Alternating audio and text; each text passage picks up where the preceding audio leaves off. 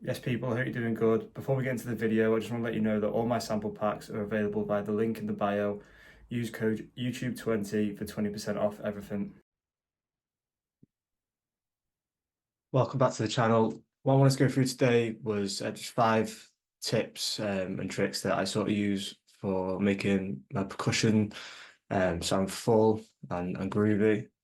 So the first tip is to add an auto pan to your percussion group. So this only helps slightly, but I do feel like it just gives the percussion a little bit more space and just gives the drum mix in general a little bit more space. Now, these are the settings that I have. As you can see, it's only on 11.1%, so it's not even doing too much, but I do feel like it helps slightly.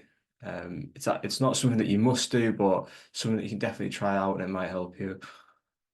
The second tip would be to make sure you're making use of EQ. So I'll just sort of play you this groove, and then yeah, I'll show you like how I've EQ'd some of the perks to fit them in the mix.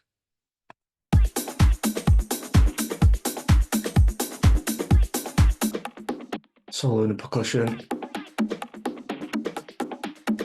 So as you can see, this one's quite a busy loop. Let's take the EQ off.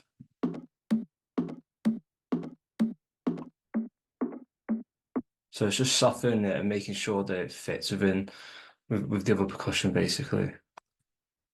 And again, with this one, a lot of the time it's going to be sort of these frequencies that you're rolling off, so that gives a little bit more space to sort of like the top loops or the other drums that you've got in your group.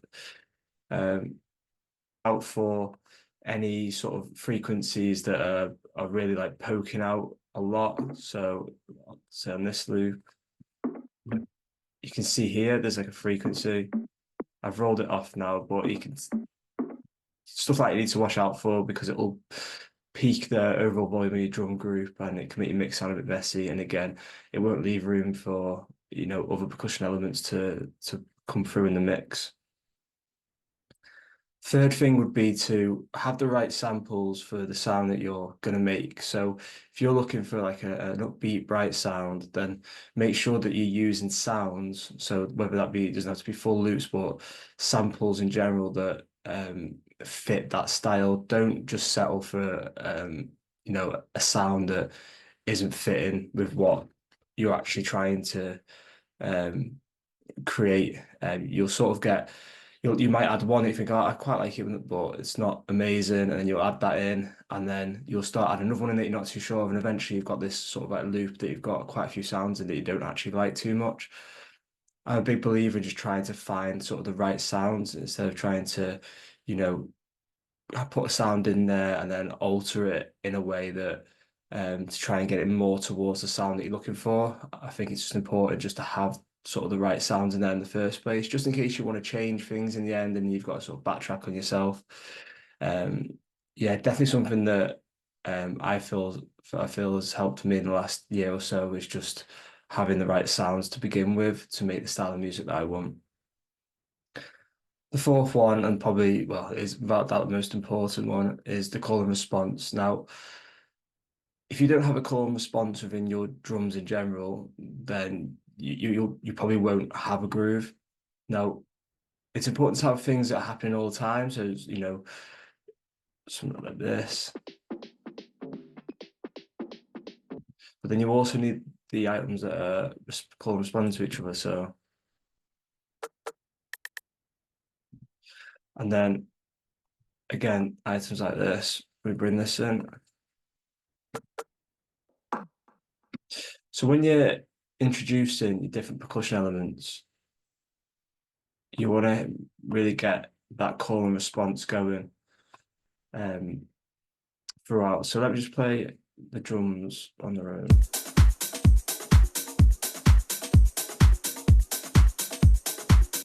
And I'll introduce each perk element one by one. You can see how the call and response grows and is in line with what's happening in this drum group here.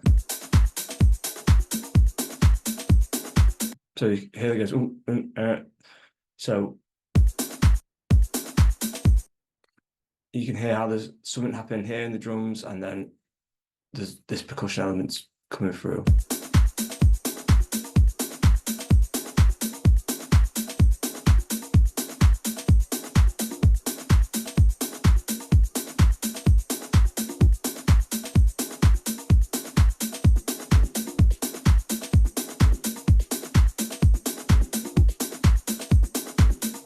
soon as you put something in that is not adding to that call and response, you need to either chop it up, take it out, find something else. Um, yeah, just make sure that every single thing you're adding is adding to that sort of like call and response. Or if you do add something that's not adding to it, maybe try and add something else that will then reply to the item you put in previously.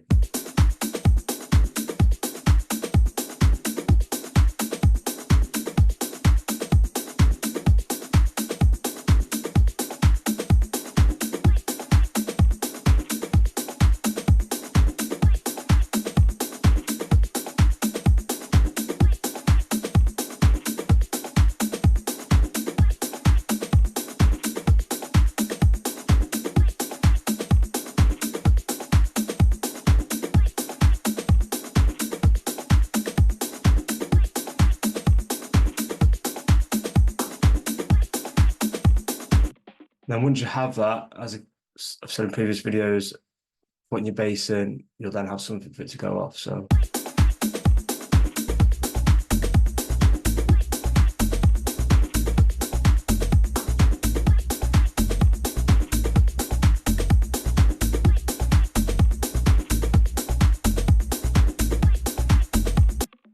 this is it without the perks.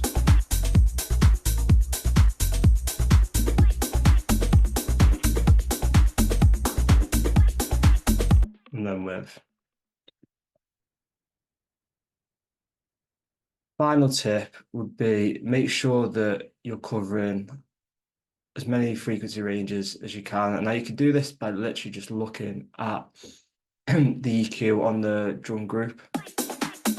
And you can see where some frequencies might be peaking that you need to bring back, but also any gaps in the mix where you could add something in. And then when you do add something in, try and EQ it so that it fits within the frequencies that are maybe lacking in the mix, and that will help give you like a full drum groove.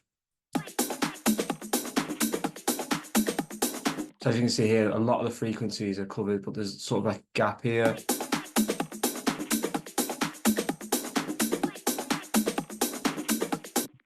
So yeah, so maybe you've got peaks here, so maybe bring this down, try and add something in this section.